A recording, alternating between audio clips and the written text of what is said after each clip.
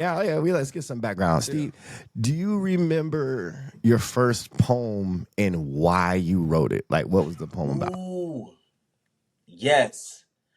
Um, Truth be told, my first poem wasn't supposed to be a poem. Mm. So I like every young black boy wanted to be a rapper. I wanted to Mm-hmm. rap, Mm-hmm. and I had some really some supportive teachers growing up, man. Like I really did. Like I had some teachers who really pushed me to like be an orator. Like I would host all of the events at my school. Like if we had like somebody to come and visit, like I would be a part of the greeting team. Hello, I'm Stephen Willis. Welcome to Oh, Barnum. oh, Like all of that. so you was the nigga. So I'd be the nigga in the back of the class, like they finna send Steven's black ass up to the go Yeah, talk. yeah. Yeah, I was the they. nigga who they would send, right. And and so I was they were letting me out of class. I have no clue why they were letting me do this, but Miss Mills was letting me out of class to like make music. Like she would let me and my friend Marshall Dixon go downstairs in the music room with Miss Burt and like make a song. So like we made a few songs and I made one and I was like, yo, this is dope. So Miss Burt had seen me working on this all year and she's like, hey man, look, I got something. The Nation of Islam having like an event, like like like if you want to go to it, they supporting the young folks. Like what it probably wasn't the Nation of Islam. It just was some Muslim adjacent. It's Chicago. Everybody knows Chicago. Right. It's up the street. Like, so we there, bro. And me being me, I left my music at home. That was back when we had burnt CDs, right? Oh So I left shit. my burnt CD and music. And it's like some Jamaican dude, he the DJ.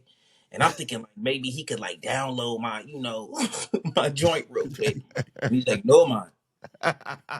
He basically was just like, so you gonna do a poem? And I was like, nah, it's a rap. He was like, do you have the music? I was like, nah. He was like, so you doing a poem? Poem. Like that's just what it is. Like it's a poem now. So I was like, word. And went up there and did the piece, did the thing, man. And it was from that moment that in the back of my mind, like, oh yeah, I could be a poet. But Yeah. that wouldn't even show up again until the following year when I was in high school and my history teacher approached me to join the poetry team. Mm-hmm. And she was like, do you have any poems? And I'm like, I got these raps. Like again, I like got a gang of at raps, nigga. 16. And like I did the 16 and I didn't make the team. That was actually an iconic team, an iconic year in poetry. For like Chicago. That was the year that Nate Marshall and them was coming up and Mm. Demetrius Amprin and Sidney Edwards. I went to school. Sidney Edwards was a rest in peace, was a longtime runner of Brave New Voices. She was a senior at Morgan Park High School when I was a freshman. So like I was watching her, make her rise into poetry, and I'm going like, okay, I want to do what those guys do, right? Mm-hmm.